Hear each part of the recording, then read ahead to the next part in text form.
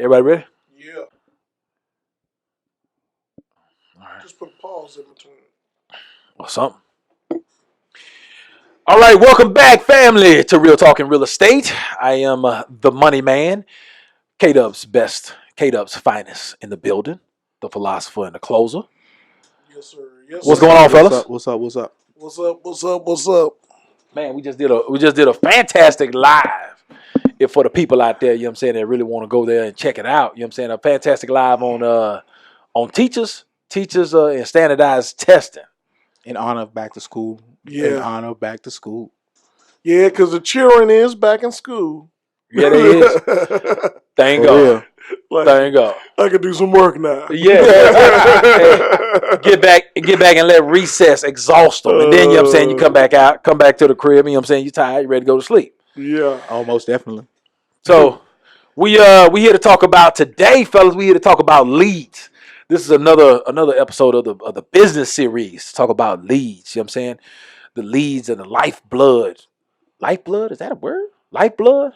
Lifeline. Lifeline. Okay. Because Lifeline. without blood, you can't live. Lifeline. There you go. That's it. Lifeline of your business. And then I like lifeblood. Yeah, Because you know what I'm saying, you cut your leads off, you know what I'm saying, your business is gonna fall dead. Dead. Like the way I did that. You know what I'm saying? See the way I did that? They cut it dead. You know what I'm saying? You gotta keep the blood flowing, gotta keep the leads flowing. So you know what I'm saying? For the people out there, I'm gonna throw this to the philosopher. Why don't you break it down for them what exactly classifies as a lead? All right, a lead in our industry, and I think it's pretty much across the board, is someone who is ready and able to utilize the services that they're looking for. Whether it be in real estate, for us, it'll be a qualified buyer or a motivated seller. In the car business, someone who's actually have the ability to buy or purchase the car. For in your industry, someone who's actually credit worthy and has the verifiable assets. Uh, for someone who's if you go to Best Buy, which is one of the spots the clothes used to really came from, one of the big boxes, what he referred to it, they have some money to buy the merchandise that's on the shelf. So anyone who's able to do or provide the necessary, whether it be money, credit for the services or products that is being rendered. Okay. Well, that breaks it down for them. So now we got the lead coming in. You know what's funny about that too is you almost got to determine. All right, well, if you're talking about the lead, what's the difference between a client and a customer? Yes, that is quite. Break that down for them then, closer. Well, in Aristotle. See y'all out there. I got them out here. They calling me by all the names. That's how they do. But as a client, well, let me reverse it back. As a customer, that's like when I was at Best Buy. You walk in the door, you're a customer. There's no strings attached. There's nothing really tying us together in any particular point, and I'm keeping it pretty generic. But then in order to become a client, we've started to talk, maybe switch some information back and forth where, in different fields. In our field, it'd be more like name, number, email, things like that. And technically has tied your boat to my boat. So in my industry, which is real estate, that's signing a buyer's representation. That's signing a listing agreement. That's actually, we're now together in contract. You become a client. And I'm a firm believer that, and I know this is probably off topic, but you know how I do. If you ain't a client, you don't get none of our resources. You know what I mean? You get a minimal amount. You can't say they don't get none. Well, You get a minimal. yeah, as a customer, yeah, you can get very minimal. I mean, man, like you ain't talking to Money Man. Bare bones. You know what I mean? Yeah. You may get a suggestion or two, but that's about it. Wait, hold on. For those who maybe their first time listening or who've listened to us and really get what we talk about, because you may be a customer does not mean you don't get quality service. There are levels to what we do and how we do it on the real estate side. As a customer, you do get the fact that we're going to answer as many of your questions as much as possible until we're able to get you to say, well, look, you want to do business with me and I want to do business with you. And that's where the closer comes in, where the buyer's representation, which is just a simple agreement that says you want to work with us as an agent. A listing agreement, which means you will allow our brokerage or as well as us to represent you in a transaction. Just some basic preliminaries that you got to go over when we start throwing terms out there like that. Or information provider. That is a term that when you sign a buy, okay, now I can give you all the information. I can give you every bit of information. It's kind of like cooking grits. You know what I'm saying? I can either show you how all the way, hey, throw salt, here, I can show you all the ingredients, or I can just put the box out there and say boil some water. Right. And in some cases, you know what I'm saying? Yeah, you throwing a box out there. In any field that you look at, the specialists always get paid, right? Yeah. You know what I'm saying? Yeah. So if you think about it, we're specialists in our fields in a way. You know what I'm saying? I don't like term experts, so I use specialists, right? We're specialists in our field, and then, you know what I'm saying, you can't blame somebody for wanting to get paid for their services or get paid for their advice. When you're talking about specialists and the experience that is given, that experience doesn't come free. Mm-hmm. So for a lot of people, you know what I'm saying, they just be like, oh, they stingy with the information. But when you come to somebody and you say, hey, look, my sister's a real estate agent, and I'm using her, but I'm going to ask you all these questions. You know what I'm saying?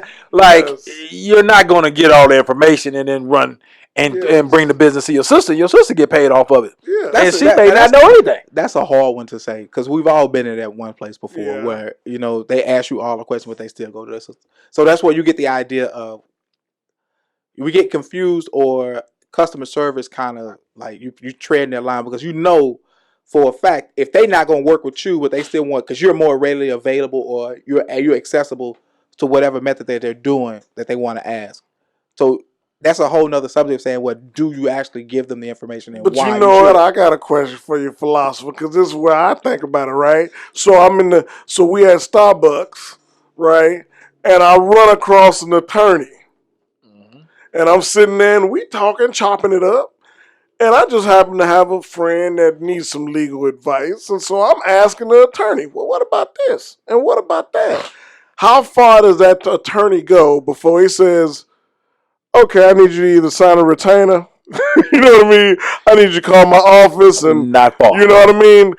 Before he gets to that point. You follow what I'm saying? Or we could do it with anybody. CPA, can you go sit in the dentist's desk at the dentist counter and sit in the chair and be like, well, tell me exactly what I'm supposed to do and what tools I need to make sure that my teeth is good. Right. You know what I mean? Or just go to a doctor's office and say, I'm pretty sure my arm is broke, but you know what I'm saying, I just want to get your opinion and see what you think about it and see how far you get. Yeah. You're not getting very far, and you're accurate about the examples that was used. Like I say, for me, it's just constantly treading that water of like, okay, well, is this a potential deal, or do you want to take it out this way and let them have it? And you say, well, now you got to come sign something with me or come sit down with me. For me, it's just for me, like I said, I'm treading the line that most time I don't tread. I'm like, what you want to know? Yeah, that's fine. Give me a call whenever you want to know something else. I ain't got no problem with that, because I know once you call me, I can convert you. So that's just our skill set in that retrospect, and that attorney skill set to say, well, look, why don't you make an appointment to the office and we can just discuss all that? And you be like, okay, if it's that important, you do so. And I think what's interesting too is I think we all know the difference between somebody that's just plotting us, plugging us for information so that they can do something else, and someone that's genuinely asking because they don't know. Right. Yeah, you can tell. What I mean? You can tell by the question. Because customer service wise, I give you great customer service. If you genuinely don't know, and I'm trying to educate you a little bit, and hopefully we can build some relationship and this turns into something, versus someone that they know they going to their sister's house. Do you know what I mean? Or the ones that call you and say, well, my real estate agent isn't in town. Can you show me 10 houses? No. I can't do that. One is against the rules, but two, I just can't do that because I'm not. How about this? Okay, your agent out of town. Okay, that's fine. Have your agent call me. And we'll discuss how. Let's talk about this split. Yeah. Hey, your agent call me. Because by rule, I can't do that. But if your agent calls me, we work out something that where we're both in agreement and we're not breaking any professional laws, then yeah, we can. Yeah, Tell them to yeah. call me 832-235. You know But what I'm I guess look. But I guess to get back to leads, like you said, is I think leads are the vital lifeline and lifeblood of any good business, Most definitely. as the money man said. What do you think it takes to get a lead? Well, man, in order to get, we already know what a lead is, somebody who's really ready, willing, and able to buy or sell. There are so many different avenues to do it. We talked last time, we spoke about just your family, your friends via the internet. To get another way of getting a lead would be what we have to do in some situations. What we do is what we call these we pay for these services that generate, make people land on our websites, or we get a list of people, sellers who either their house expired or they're for sale by owners who wants to sell, which are people who are actually motivated to sell their home. And then you have those who land on your website who are actually looking to buy a home. And at that time, it's time for you as an agent or whatever business you're in to convert the lead, to make them say, okay, well, yes, I want to do this transaction or this business with you, per se, anyone else. So you just have the way that you have a service that you can pay for. You have a list that you can buy that you can from any other service that they provide. Then you still have your family and friends. You still have the social media as form of leads. So they're coming from multiple different ways and multiple different areas. It's just up to how well you are as a person in the business or whatever business you want to convert them. Mm-hmm. Mm-hmm. I think it's a little bit of it and a little bit about how willingness and how motivated the actual customer is, right? Mm-hmm. Because sometimes, you know what I'm saying, they come to you, but it's just like a seminar. You know what I'm saying? They watch something on TV, they had a conversation, and they revved up, they ready to go for that day. Mm-hmm. And then, you know what I'm saying, as the days pass, you know what I'm saying, they kind of lose steam, and then it's hard to get those people to kind of either one, kind of follow up, return Mm-hmm. phone calls, or, you know what I'm saying, get you the docs and stuff that you need, or just get the stuff that they need to do and take the steps that they need to take. So I think it's a it's a different. You know what I'm saying? It's kind of a different according to the client. But you know what I'm saying, in terms of just talking about lead conversion, you know what I'm saying, just lead funnels. Nobody knows better than marketing than the close over here. You know what I'm saying? Marketing and About keeping conversion are that. two totally different things. It is two different things. You know what I'm saying? But if we just talking about for a lifeblood of business, you got to get the business to come in. You got to get the leads to come in. The flow of leads first True. before you can talk about converting, right? True. So when you talk about those different avenues of leads and where they're coming from, what are some good sources in order to get leads? Well, in today's world, social media is huge. You know what I Major. mean? It's major because that's where everybody is. Um, I think anything that has to do with technology, internet, are important areas where you'll find leads. But I think some of your best leads really come from environments that you're in. So if I'm at a networking event, of maybe the topic of conversation is how to buy a house. You know what I mean? Or how to get a loan. And I'm at one of those events, or sometimes, like you said, talking at the coffee shop, or being around a new home builder. I think so that's where you get some of your best leads, because they kind of go back to what the philosopher said earlier.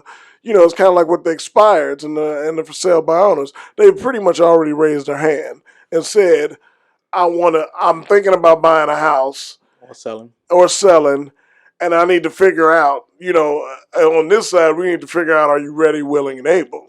Because you can be two or three of those. You can be ready and willing, but you ain't able, or you could be ready and able, but you really ain't willing to do what it takes. You know what I mean? Yep. So there's so many variances in where you find them. But I think, like you were just saying, it comes down to the conversion part after that, because you can find them all day long.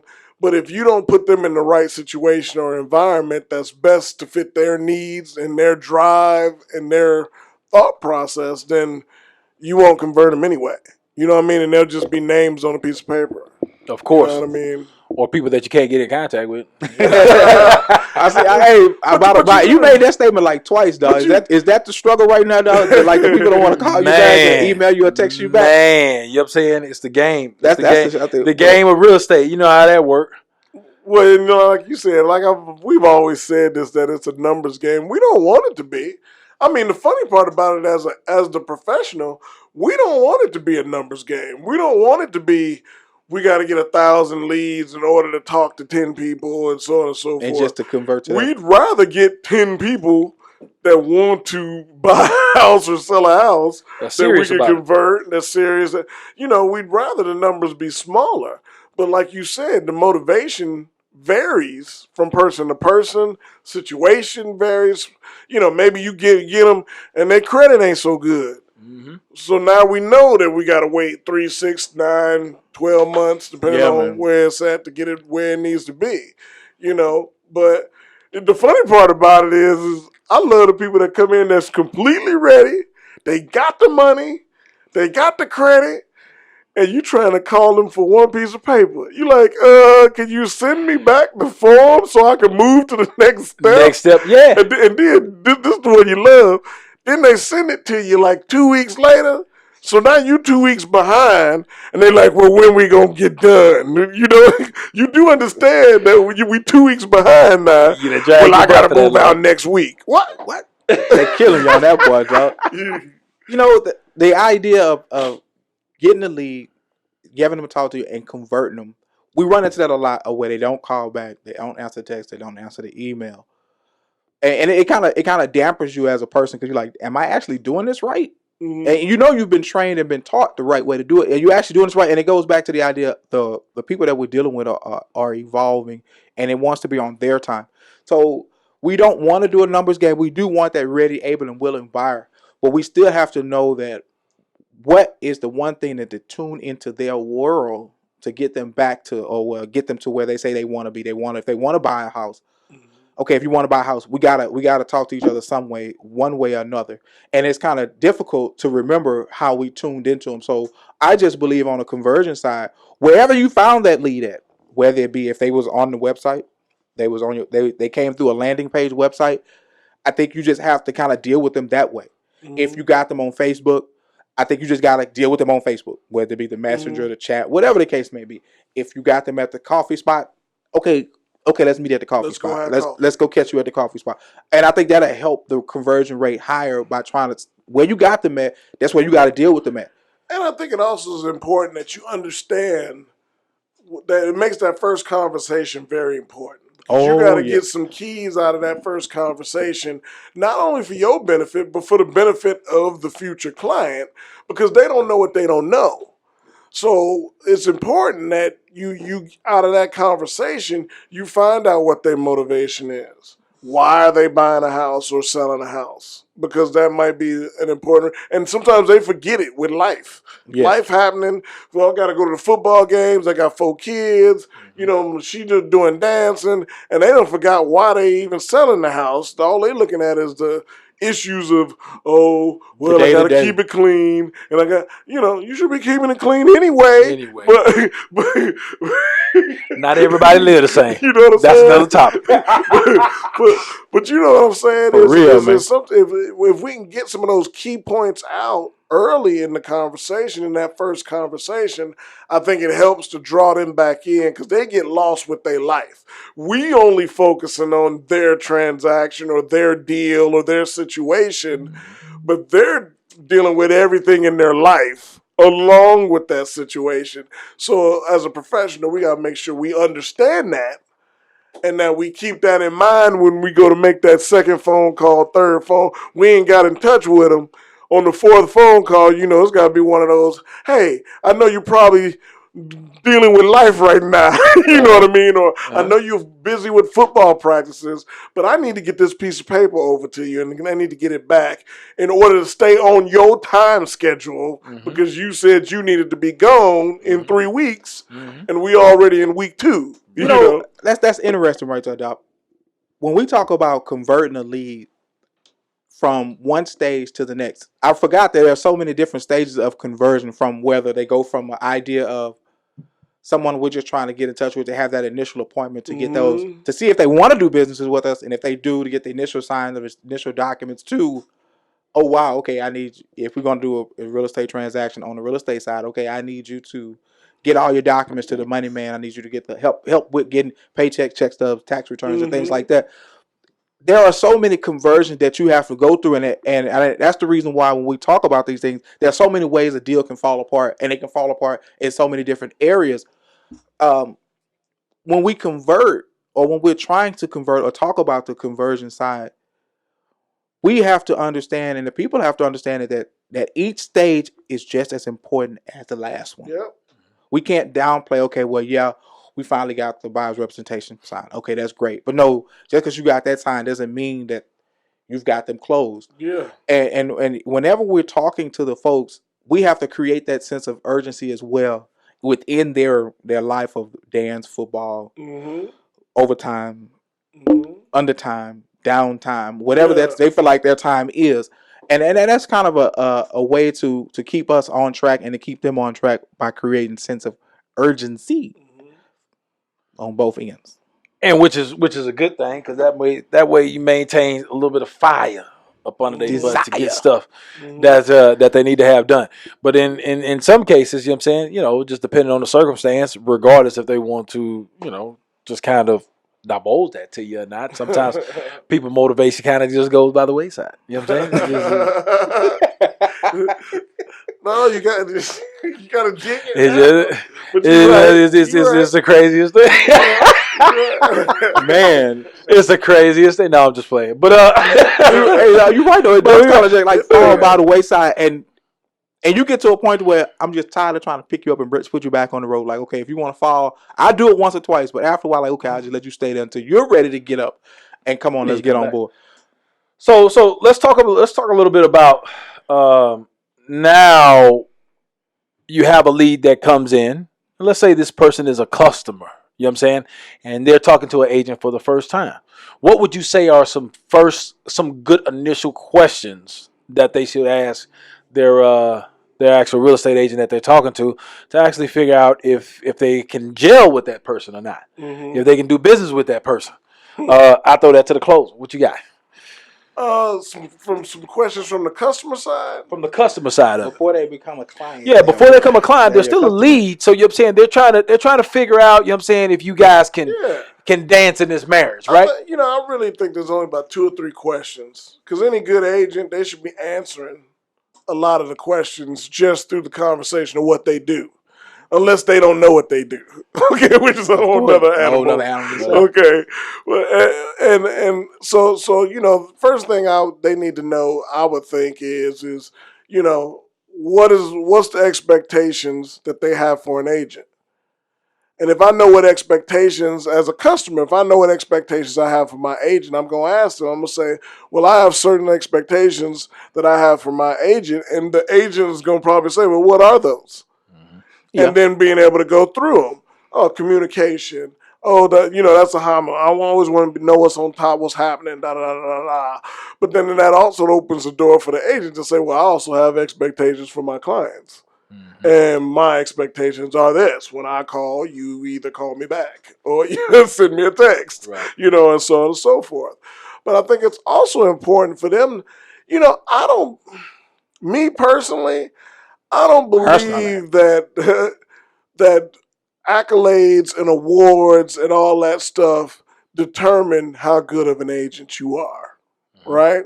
Because there's plenty of agents out there that have all these great awards, and they've been doing it for 50 years, and they've lost a little touch with today's client, right? I know I just kind of threw a little shade out there. I didn't mean to. I'm just trying to talk, y'all. Which is actually true. There's some major teams out there that lost touch of the actual experience for the client. What has happened is it's become more of a transaction, right? Yep. And They're just another number. Exactly. And in this business is built on relationships. So as a customer, I need to determine, do we flow as mano a mano? Can I relate to you?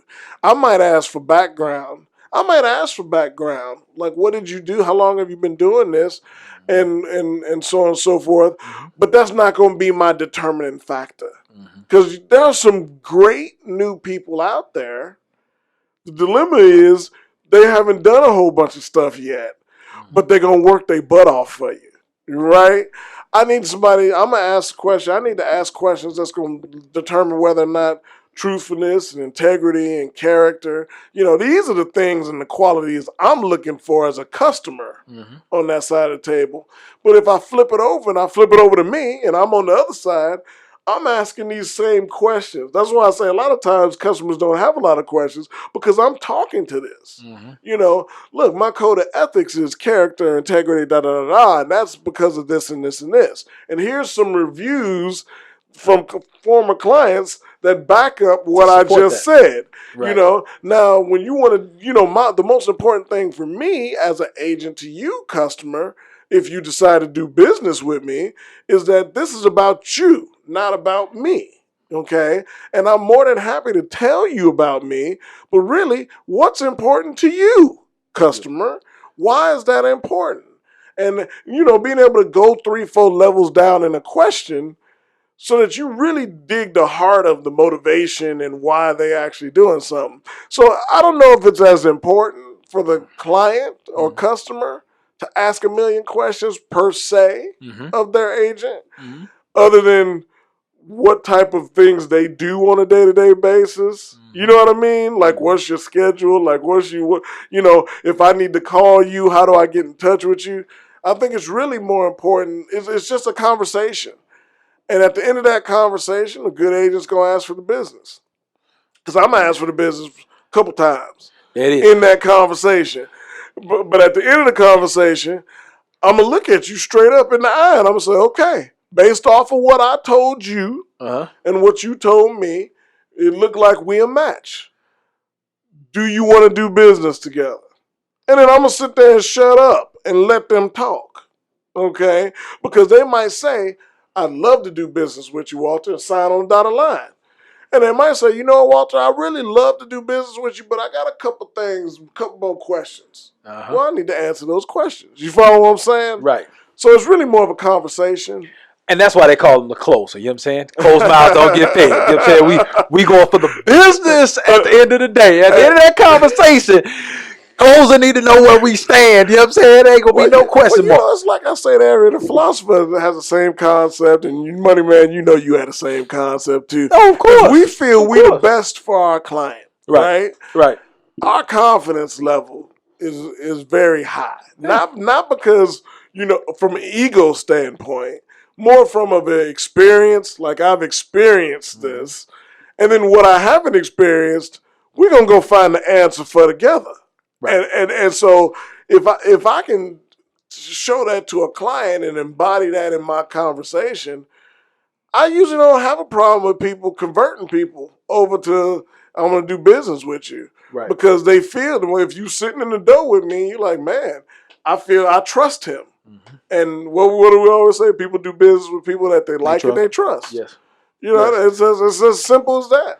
And then, you know what I'm saying, for a lot of things, you know what I'm saying, when you've been through and you have the experience, you have the confidence in what you're saying to these people and the value that you're giving to these people. And when you have that confidence, they can see that confidence. So they trust you know what you're doing. When you're stumbling and they ask you a question, you don't have an answer or whatever the case may be, they can't trust you know what you're doing. They can trust the fact that you confused as hell about what we gonna do next. You know what I'm saying? Like, why would you want to leave your deal in somebody's hands like that? I don't know, man.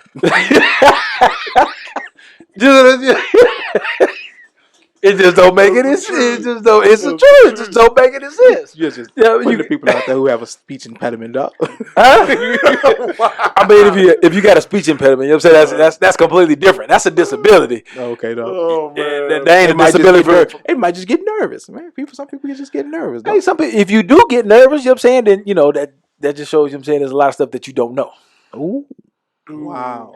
Because you know what I'm saying, we're going to take this to the next level. We're going to take this to the next level. No. So you're going to say, pow. Pow. So you've been telling me the experience of what you've been through don't add some source of constant, some source of confidence when you speaking to your clients? That's if you made it through the experience, though. Yeah, If everybody don't always make it through the experience and come out on the right side of I'm just saying. But it. that's right. That's right. But if you had come out on the right side, I mean, you know what I'm saying? Yeah, You it gotta does. say, It does, man. What are some of the things that you? It's kind of hard to say what you should tell a certain client because everybody doesn't believe the same thing. Everybody doesn't think the same thing should be told to them. Each one does it in each kind of way, and how they feel about it and what they think it should be. right. And so when you go to that idea, what should you ask them? It's a whole book of stuff that you come across, and you just hope that you're able to say as much as you can to what the transaction is going to be like or how it's going to go, to where they can get a good idea and just tell them like, look, throughout the whole process, if you have any questions or any concern, don't be afraid to ask me because there's so much and you just can't cover it all in one conversation. You just really can't. It's just some of those things. It's just so vast and so interesting that every transaction that we do, there's nothing similar about it, except for you got to get a pre-approval letter. We got to sign a contract. We got to have an option period. That's pretty much it, and we got to try to get it to close. And then every situation is a little bit, yeah, yeah, absolutely right. Every situation is a little bit different, and you have to approach it a different type of way. Majority of the times. Most definitely. But anyways, so we're gonna wrap this thing up, man. Any real talk takeaways that you got for this? Say, man, when you out there doing business, whether it be real estate or selling cars, washing cars, operating as a you started a convenience store, whatever the case may be, you still have to find the people that you want to do the business with, which is a lead. And however way you find them, make sure you're consistent about finding them. Make sure you're consistent about how you're going to convert them. Make sure you're consistent about how you want to treat them. The service that you provide will show throughout the process. At the end of the day, you want to keep the leads flowing. Flowing. Keep your business alive. The only way to keep your business alive is to keep the leads flowing. I don't care if you're on social media. I don't care if you're at the grocery store. If you're talking to relatives, you're talking to friends on the phone, whatever the case may be, just always make sure you're asking for the business to keep that lifeblood going and to keep your business going. Now, you may see a lot of no's. No's is okay. You're going to go through a whole bunch of no's in order to get to those yeses or those, oh, yeah, I just heard such and such say that they were thinking about buying a house or whatever the case may be. But you'll never know because closed mouths don't get fed. Make sure that you like and subscribe. We on YouTube. We also on Facebook. Just started this new segment. Real talk and real issues. Right. Is what we started a segment on. So you know what I'm saying, make sure y'all tune in and check out some of those episodes. You know what I'm saying, we talk about some good stuff. I think today we talked about teacher pressure on the teachers for a standardized test, which was actually a great topic, and I think we could probably do a couple more series on that. We get some people to get involved and add a different perspective, add some different insight, different information to it. But outside of that, we talked about that. We talked about the whole Kaepernick and Jay-Z situation. And That's that the real talk on real issues. We are working on being consistent. So it's more likely to be on Thursday mornings where we sign in and just discuss some topic that's happened either in the week or the month or whatever the case may be. And then that's on the Facebook Live feed. So, you know what I'm saying, you can tune in live. And then, you know what I'm saying, you can interact with us. There on the podcast here, you know what I'm saying, you can leave a comment, whatever the case may be. We have to reply. There, we would actually reply to you in real time. We would actually answer you in real time. So, you know what I'm saying, we can get this dialogue going. And then you can be more involved. Feel like you're more included. But outside of that, make sure you like us on YouTube. Make sure you like us on Facebook. More coming. We're planning on getting on iTunes. That's coming soon. But make sure you stay in touch. Stay in touch with us and then keep in contact. We'll catch y'all on the next time. Peace. Thank you.